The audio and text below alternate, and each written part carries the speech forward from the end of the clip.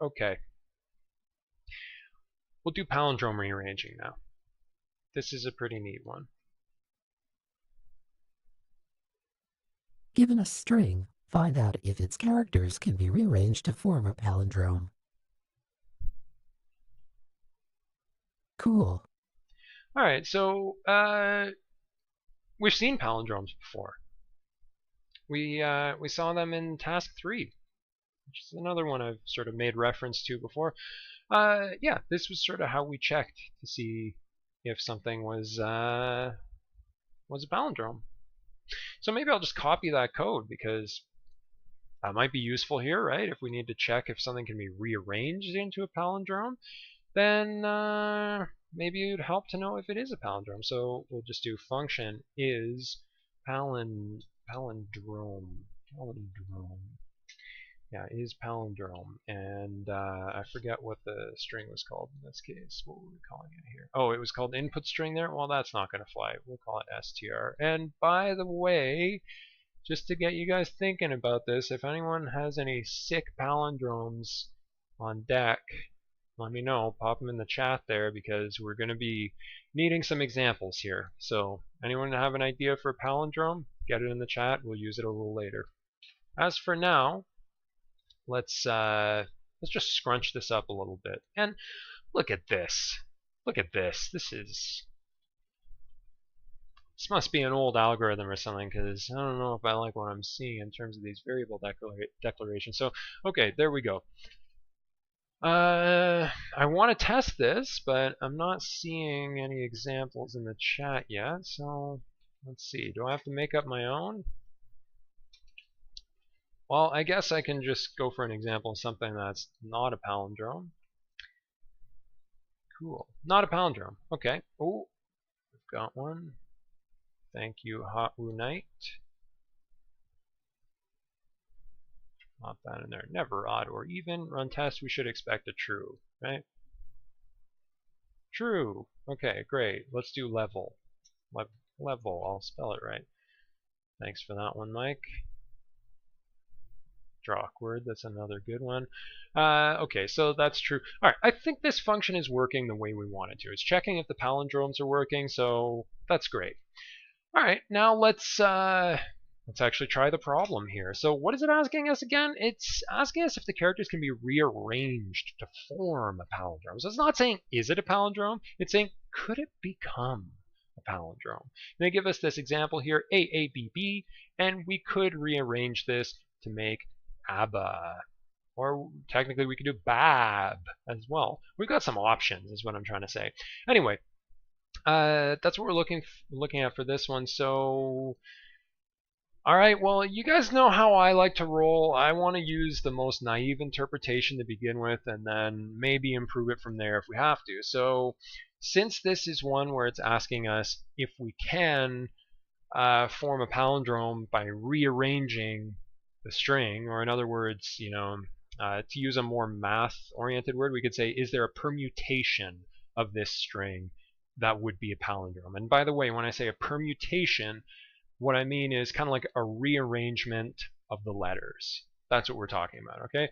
So, okay, does one of those exist? Well, let's think about how we're going to do this. So, oh yeah, party trap's another good one. Thanks, Ange. So, okay, basically, we're going to generate all the permutations. So, like all the rearrangements of the word that we're given, so or of the string we're given. Technically, ab is not a word. So we're going to take all of our possible rearrangements of this, all of our permutations, and then we'll just check them. We'll just see, is this a palindrome? Is this a palindrome? Is this a palindrome? And then if it is, we'll return true. And if it goes through all of them without finding one, it'll return false. So, okay, that's basically our plan. I haven't done this in a while, so let's just outline the plan. So we're going to say find all permutations. And I'll just say rearrangements for anyone who's not familiar with the word permutations, but it is a good math word to be familiar with. Find all the permutations, and then we'll see check if any of them are palindromes. And then at the end, if none of them make it, return false.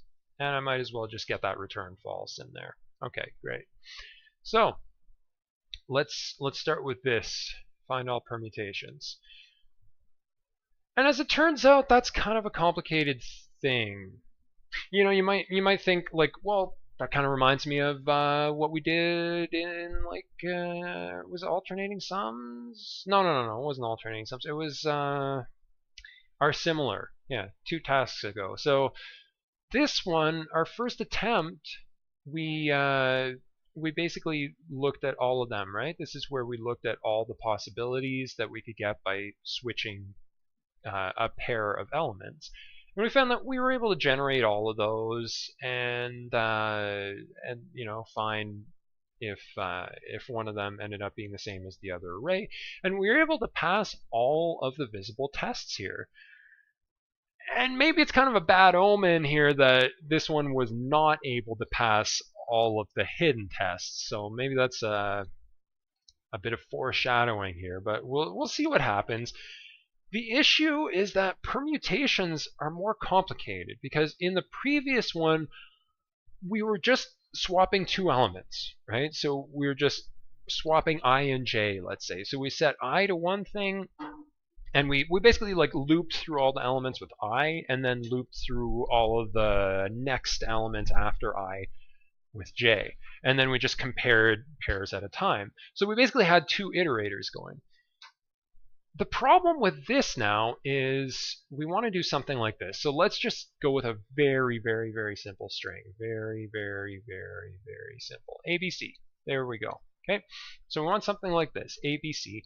And then we want to look at all of the possible permutations of this. So, okay. Basically, for all the permutations, maybe it'll begin with an A, maybe it'll begin with a B, and maybe it'll begin with a C, right? So this is the first choice that we make. Does it begin with an A? Does it begin with a B? Does it begin with a C? So we could say that this is kind of like our first iterator. This is I, you know, and then J is going to be like, well, what's the next one, right? And so if the first one is A, then the second one could be B, or the second one could be C. So we've got A, B, and A, C. If the first one is B, then the second one could be A, or the second one could be C. And if the first one is C, then the second one could be A, or it could be B. And then in terms of what the third one is, well, I guess we don't really need, like we could say this could be like iterator K or something like that. We don't really need one because there's only one possibility in each case. It's whatever is left unused. So A, B, C, A, C, B, B, A, C, C, B, A, C, A, B, C, B, A.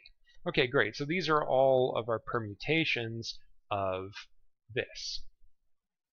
Now, if we were to put in a 4th letter, like a D, let's say, then we'd have a lot more than all these. Because we basically have all of these ones, but then all of these with D at the end, and then all of these with D as the second last character, and then all of these with D as the second character, and then all of these with D as the first character. And so basically, we would be multiplying all these possibilities by 4 because there are 4 spots where the D could go in. And the issue with that is if we then put a 5th letter onto this, now there'd be 5 places where that letter could go. So what we're getting here is factorial complexity. And remember, we don't like factorial complexity. It's horrible. It's like the most horrible. So, okay, maybe that's another bad omen. We'll see. But there is a way we can do this. I mean, the limitation we have here is basically, it's kind of like the number of loops we want to have in here is also a variable, right? So that's where it seems kind of strange, because we kind of want to use like a nested for loop, but the number of nested for loops that we're going to have is also going to be a variable. So that's strange. It feels like, well, that's too many degrees of freedom for us to be able to actually do this. So yeah, that's kind of what makes this one complicated. So we're going to start over here, and we're going to look at it in a slightly different way. So we'll say we've got our ABC at the top here, and then there were basically 3 paths we could take from here. We could take away we could take away variable a. Yeah, we could take away variable a, in which case what's left over is going to be b and c. It's going to be like our pool of letters that we can work with, right? Over here we're going to have a and c. Over here we're going to have a and b. Okay, and then from here, what do we have to work with? Well, we could use b, which would leave c. We could use c, which would leave b. We'll look at these other ones down here as well. And basically what we find is that we could either leave C or leave A. We could leave B or leave A. Okay, so I'm talking about what's getting left behind, but what are we actually taking away from these? So in this case, we took away the A. In this case, we took away the B. In this case, we took away the C. So then basically what I'm trying to show here is on the top in the black, we have kind of like the remaining letters. At the beginning, they were all remaining, but then when we take this path, now only B and C are remaining because our string is looking like an A. In this case, our string is looking like a B. In this case, it's looking like a C. Okay, and then in the next case, so we had A, and now we're putting B on it. So now we would have A, B. In this case, we would have A, C. In this case, we would have B, A, and then B, C, and then finally C, A, and C, B. And then the thing is, there's only one letter remaining, so it's not like we have, it's not like there's a mystery about how this is going to go. Like these are all just going to be directly to the end here, which is basically going to be, in this case, A, B, C. There's no other choice. A, C, B. B is the only choice to put on the end here. B, A, C, and then B, C, A, C, A, B, and CBA. So these are the same permutations we saw a minute ago when we were just sort of listing them out. This gives us a bit of a visual in terms of how we're getting there. And basically the idea is that each of these is like a for loop. In this case, it was a loop that went through all three of these, right? So there were 3 iterations to this loop. And then for each of these, there are only 2 iterations of the loop because we were iterating over not A, B, and C. We were iterating over B and C, A and C, or A and B, kind of like the remaining characters. And then here, the remaining characters is just one apiece, so it wasn't even really a loop. It was just a single execution of our concatenating here, or just putting the C onto the end here. So this is basically what we're going to do. We're going to run a for loop on the string, and then within that for loop, we're going to do recursion. We're going to call the function again, but now with this smaller string instead of the whole thing that we started with. And then same thing for each of these. But since we're doing recursion within the for loop, that means when we recurse, when we go on to the next iteration of the function, now this is also going to do a for loop through all of these. And each of those for loops is going to have a recursion within it, and it's basically going to continue until there's basically nothing left. So that's kind of our plan here. It's going to get a little bit complicated. So, let me know if you have any questions, but probably this is going to get more complicated before it gets less complicated. So that's a bit of a heads up here in terms of what we're going to do. So, okay. Find all permutations. This is the part of the problem we're working on right now, and this is the only part of the problem we're working on, just finding all the permutations. Okay, so let me just, let's fit that nicely. Okay, great. So let's say we're going to write a function, and it's going to be called get permutations. And get permutations from what? From a string. Okay, so then in here, we're going to have another function, and I guess we'll call it permute, and it'll take an argument of s, and it'll do some stuff as well. And what else? We're basically going to have some permutations. So we're going to have a list of permutations. We're going to let permutations be this list of things over here, and that's ultimately the thing we're going to be returning. We're going to return all the permutations we find. We do need to sort of kick this off, and that's kind of a feature of recursion that usually we kind of have like a function that starts it, and then the function that's repeating. So permute is the function that's going to be repeating. It's going to be calling itself. But we need to, knock over the first domino, which is what we're going to be doing here, permute str. Okay, so this is a closure. essentially, this is what we saw before. We're not returning this function, but we're returning the result of it. So basically, we're going to be getting this thing. It's a function within a function, but ultimately, this is the function doing the work to fill up this array, and then we're going to return that array. This call is starting that chain of events, basically. So we're going to call get permutations. In fact, I'm just going to do return get permutations of, let's start with ABC first of all, just as a test to see if it's working. And then, yeah, we'll continue from there. Yeah. In fact, well, technically we could fill out this stuff to like go through a loop, test if palindromes, like, well, actually, we'll do that in a minute. Okay, so, all right. What are we going to do with this stuff? So for permute, okay, there are a few other things we need to sort of keep in mind. So basically for permutations, the way it's going to work is we're going to be building up one word at a time. So let word be assigned the value of this empty array. That might seem weird that I'm saying word and it's not a string, it's an array. The reason is because I'm going to build it up one character at a time, and then once it's full, once it's reached the length we want it to, so full is basically just going to be str.length. We'll use that just to test if it's made it there. So once our word gets big enough, once it's full, then we're going to join it. We're going to make it not an array anymore, but a string, and we're going to put it into permutations. We'll push it to permutations. Okay, so like we mentioned, for permute, this is basically the function we're going to be running on each of these. So we're going to do permute on this, then permute on this, permute on this, etc.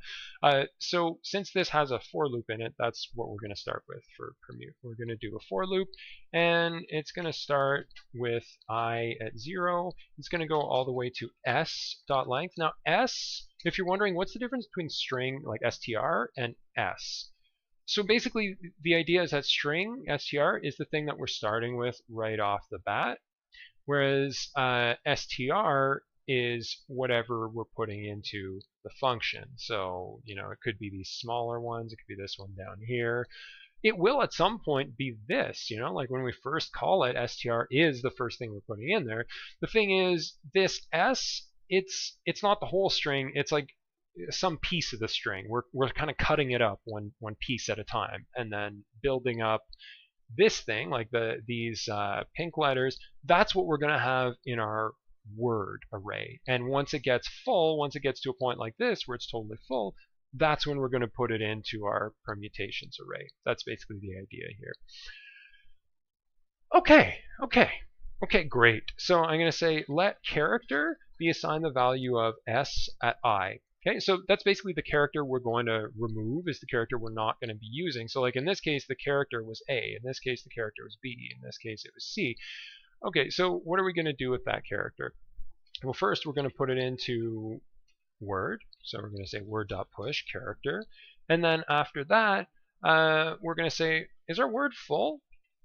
If word.length is full, so if it's formed a full word, then we're going to say, well, permutations.push word.join. Okay, one step at a time here. So push, that's what we're doing up here. It's basically putting something into an array from the right. So it'll become the rightmost element of the array.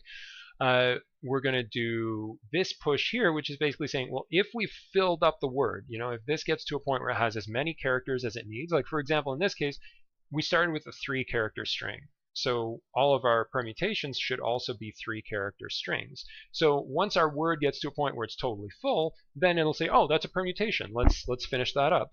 And we won't have to repeat the function at that point. Otherwise, if it's not full, like if it's just A, B, well, we'll continue. And under that circumstance, we'll go further. Okay, so basically, we find that if it's not full, well, in that case, we'll do permute again. Except now, we're going to call the function not with the whole string that we had before. Like, we're not going to call it again with ABC. We're going to call it again with just the BC, or like just the AC. So we basically want to just cut out the part that, well, this, basically, character. Now, we could, do like convert these to an array, do a splice or something like that, but I'm just going to do some concatenation. So I'm going to say s.slice, and basically everything from 0 to index I. And keep in mind that does not include the element at index I. It will not include the character at I, but it will include the character at 0. And then I'm going to concatenate to that dot slice with I plus 1. And that's basically going to take everything from the I plus 1th index onward and just concatenate these two. So basically everything we see here, this is just a string containing everything but that character. Okay, so like if our character is B, then that thing that I've just called the function with, that's AC now. It's basically everything but that character. Okay, there we go. I'll permute. And then at the end of that, we're going to do word.pop. Why are we doing that? Well, it's because we pushed the character on to begin with, and then we're going to remove it afterwards, after we do this permute stuff, so that it doesn't stay there, because otherwise word would just fill up, you know? Like, once word is full, we want to make it not full again, you know? And at that point we say, oh, okay, it's full, so let's take one off. Okay, so let's see. Do we have any questions, comments, concerns about what's going on with this? Is it going to work, I guess, is maybe a good question. So let's try running the test. Right now I'm doing return get permutations. And yeah, we're getting all of our permutations here. Okay, so for our A, B, C, we're getting all the ones we would want. You know, if we tried like just the letter P, then what's that going to give us? Well, we should expect, yeah, just an array containing P. Let's say hi. Yeah, hi and I. So it's doing both orientations. And like I said, this is growing factorially, right? So we found that ABC gave us 6 results. Okay, so we found single character gave us 1 result. 2 characters, 2 results. 3 characters, 6 results. 4 characters, how many is it going to be? Let's make it nice. Well, this is factorial, right? So it's 4 times the previous one. There were 6 in the previous one, so this is going to be 24. This is getting pretty big. You know, nice and cool. Is that going to work? We're putting it to the test here because that's a lot of characters. If it does work, that's what, 9? Ooh, output limit exceeded. Okay, something very, very important. Output limit exceeded is different from time limit exceeded. That means, yeah, that worked, but the number's too big. Come on, that number's too big. And if we wanted to see how big that number is, we could just do a quick little factorial function. Factorial is a function that's going to take our number n, and basically if n is greater than 1, then we're going to return f at n minus 1 times n, and otherwise we're just going to return 1, and that's factorial. And we want to call factorial at, well, let's see if it's working first. So factorial at 3 should give us 6, and then factorial at 4 should give us 24. So let's see what that's giving us. That should be a 24. Great, 24. So 9. I had 9 characters here. So how big would that array be? How many elements in the array? Oh, just 362,880. So I'm starting to understand why it didn't want to output all this stuff. It's just because there's too much. It can't show that much on the screen at a time. I was asking for 362,880 lines of outputs. So too big. It doesn't want to display all that. But luckily, we don't need to see all that stuff. We don't need to see, like, and in fact, here, let's clear up some of the space here. So we don't need to see all the permutations. We just need to loop through it. So we'll say something like, oh, and I deleted my get permutation. So let's say let perms be assigned the value of get permutations with, let's switch it back to A, B, and C. Or let's change it to A, B, B, just to see if it actually works. So then for let I be assigned the value 0, I is less than perms. You know what? We don't need the index here. We can just say for perm of perms. There we go. And we might as well throw in a little let there so it doesn't stay green like that. Nice. Okay, so for perm of perms, if is palindrome perm, return true. Boom. Is that going to work? It's returning true. That's what we wanted, because this can be rearranged to form a palindrome. But what if it was something that couldn't, like an ABC? That's giving us false. Now let's just test this nice and cool. Let's see if that's actually going to work, because we found that it didn't want to output what it was finding, and that made sense because it's too big. But look, it's working. It's saying false. That's not, there is no permutation of this that would form a palindrome. Okay, so let's put this to the real test, which is input string. Okay, can it handle this? So perms is assigned the value of get. Let's take a look at what we've done so far. Okay, let's just recap. We've got this first function. This is for finding palindromes. Well, sorry, it's for checking if something is a palindrome. That was from task 3. We're done with it. This is for finding all the permutations, and this is probably the most complicated part. Well, let's be real. It's definitely the most complicated part. Okay, so going back to this, basically the idea is that we've got this function. It's called get permutations. It takes in a string. We're giving it the input string.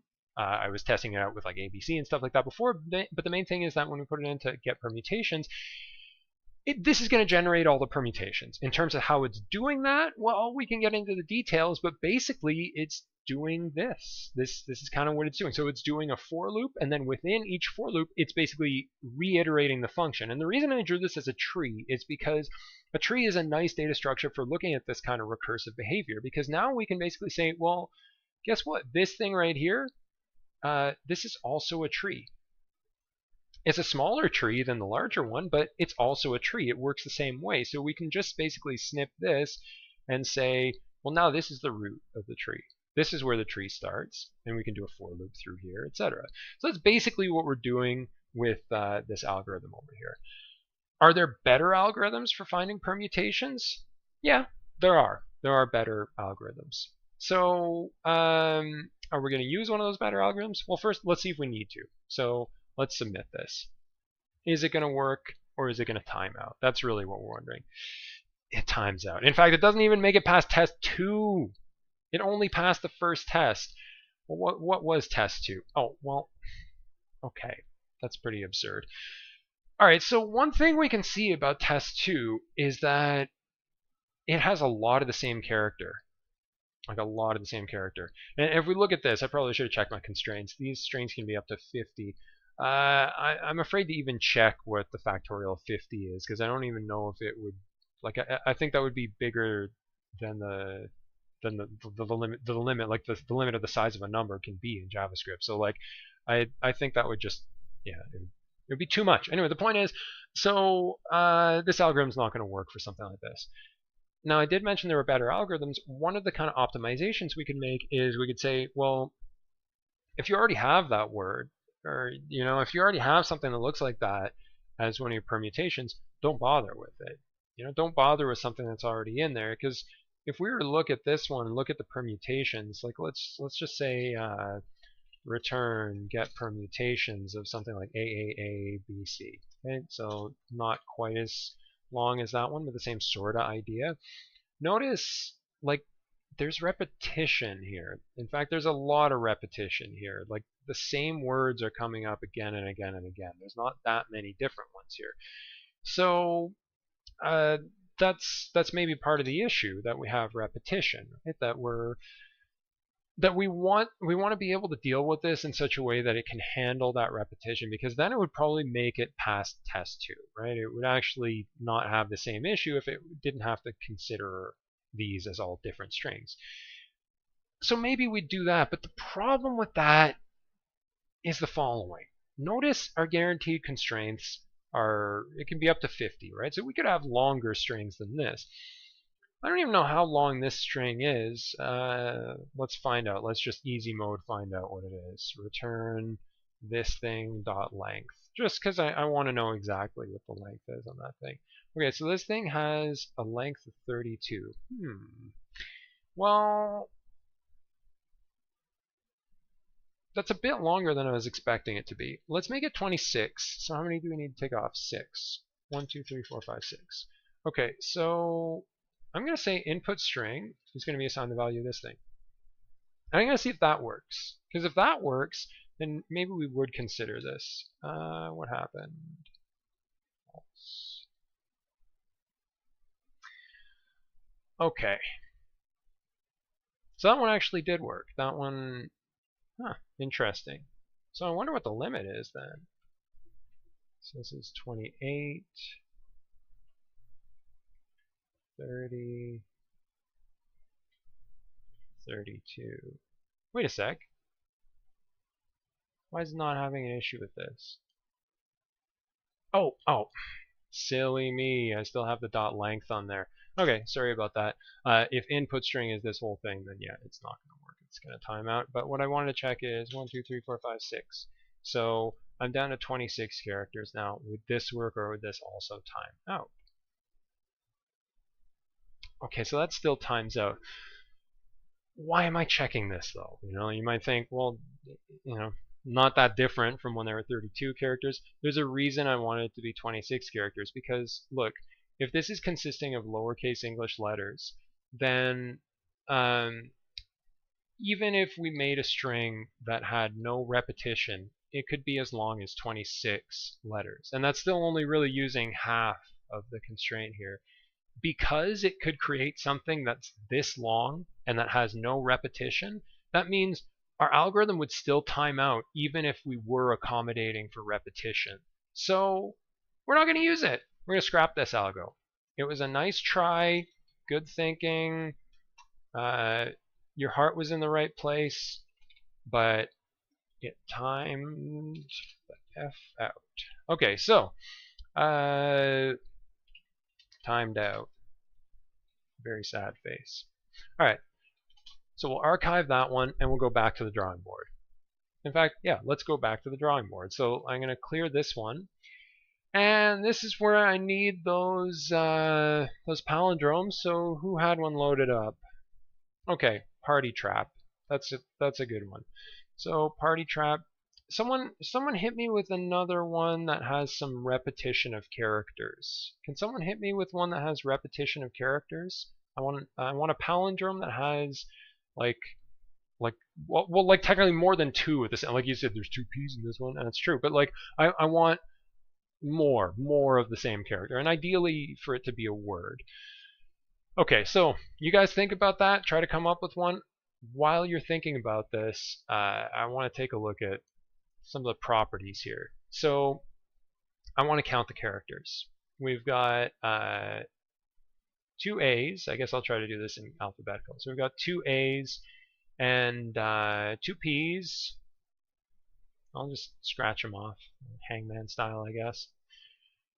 We've got R's, two R's, two R's, two T's, and a Y.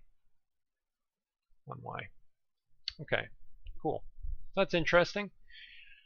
No one's got another example for palindrome? Well, let's see. Okay, I'll do that never odd or even one. That's a good one. So never. Oh, I hope it fits. Odd. Okay, we're good. We're okay now. We're even. Oh, de-leveled.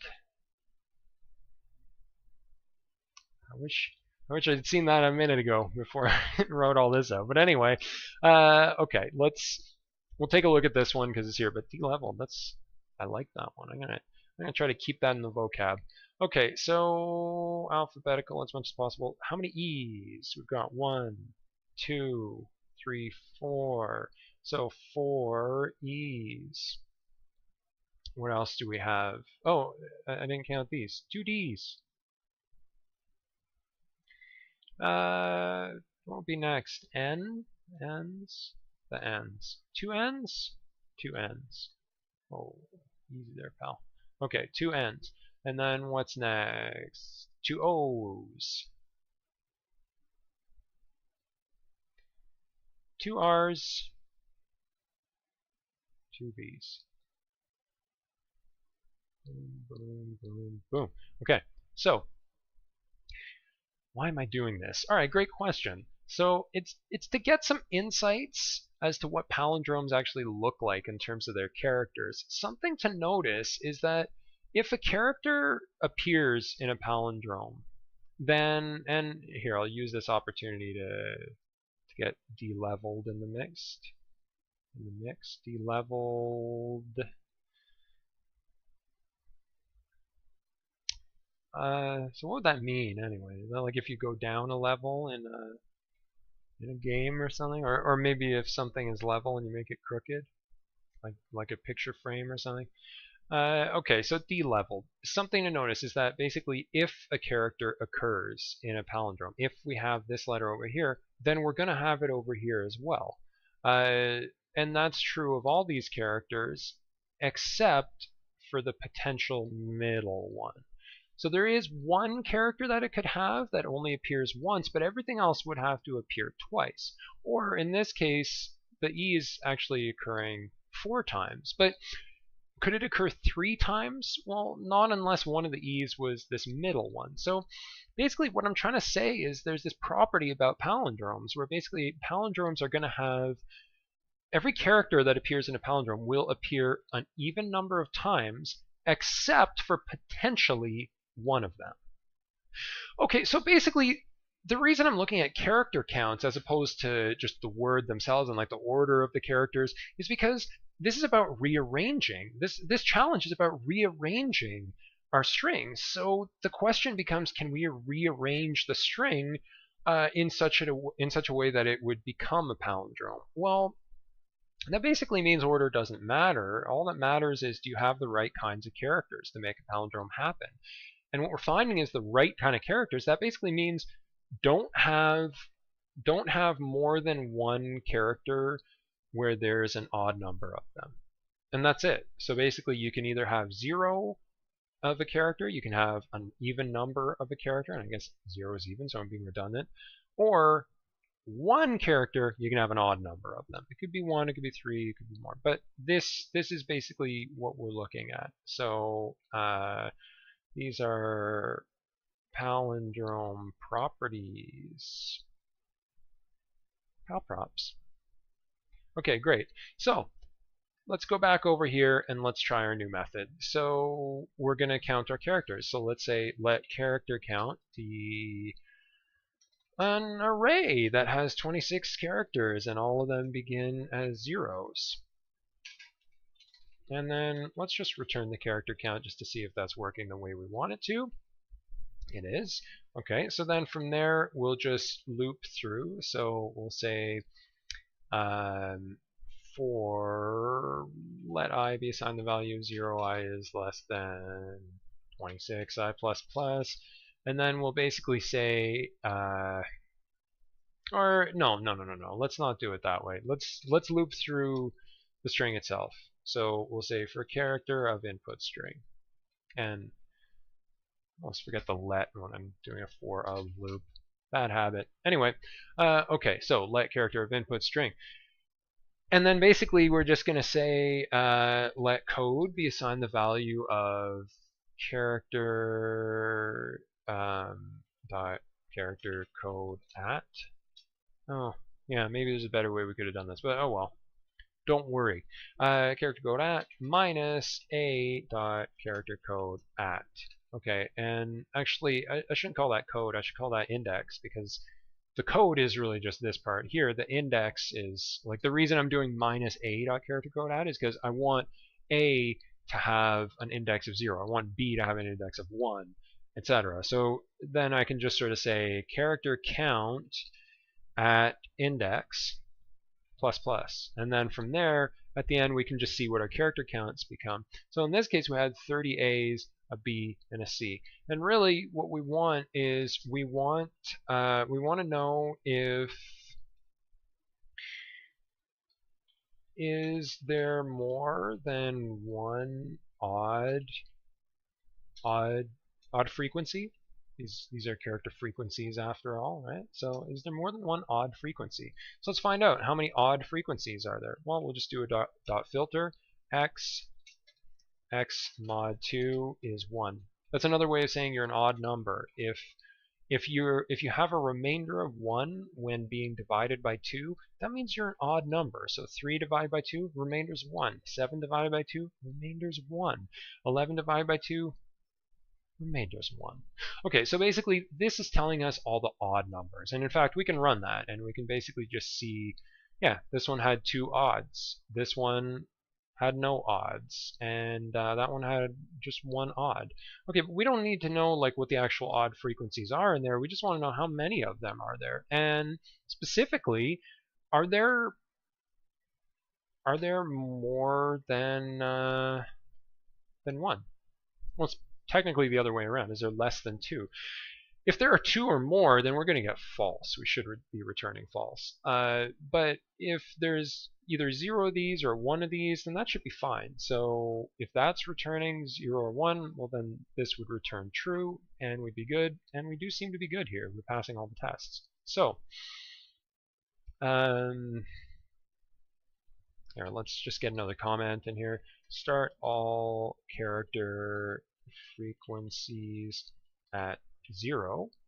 And then this one, we're going to traverse the string and count each type of character. And then, yeah, that's all we have to check. Is there more than 1 odd frequency? We ran the sample test, so let's try actually submitting this now and see if it passes those hidden tests. And yeah, I mean, why wouldn't it? This is so much more efficient than what we had before. Oh, isn't that nice? And guys, look at this. Intro's 30% complete. We're almost a third done. Wow. Okay. Okay, we're making some progress. We're making some progress. And look at this. We crushed 5 of these today. It's not bad. All right, so before we go any further, let's just let's finish this up. Let's see why this one worked and the other one didn't. So the complexity here. When it's instantiating a new array, the size of this array does not depend on the size of our inputs here. So that means so far this is big O of 1.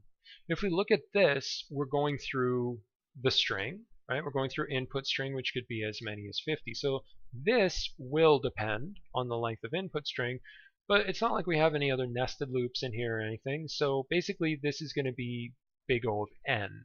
And then this down here, we're doing a filter. It's going to go through character count, but we know that has a length of 26, so that's fixed. It's not going to depend upon the length of the input, so that would also be big O of 1.